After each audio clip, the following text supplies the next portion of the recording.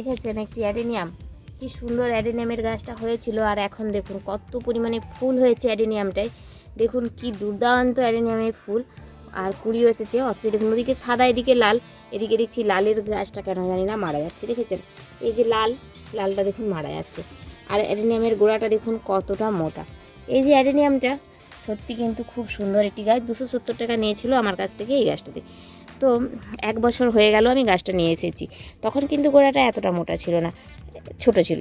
আর আমার এখানে আসার পরে গাছটি কিন্তু খুব সুন্দর বৃদ্ধি হয়েছে। তবে এই বছর এই যে বৃষ্টির এত বৃষ্টি হচ্ছে, আমি জানি না এই যে ডোগাটা কেন পচে গিয়েছে।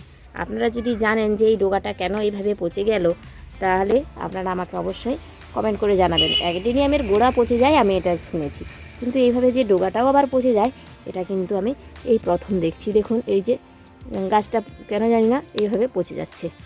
তাই গাছের এই মাথাগুলোই দেখুন, দেখেছেন? এই যে মাথাগুলো কেটে দিলাম। এটার কি উপায় রয়েছে বা কী করলে, পরিচর্যা করলে গাছটি আমার ভালো হবে, আপনারা অবশ্যই আমাকে কমেন্ট করে জানাবেন। দেখেছেন কত কুঁড়ি, মানে পাতা নেই অথচ ফুল। অ্যাডেনিয়ামের কিন্তু এটাই গুণ, পাতা কম থাকে আর ফুল বেশি।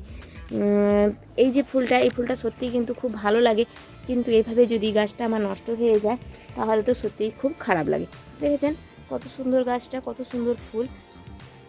আর ফুলটা কিন্তু অসম্ভব সুন্দর।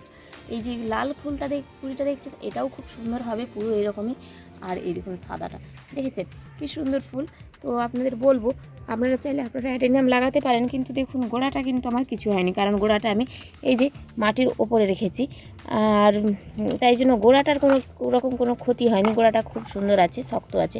কিন্তু এই ডোগাটা কেন জানি না এরকমভাবে নষ্ট হয়ে গিয়েছে।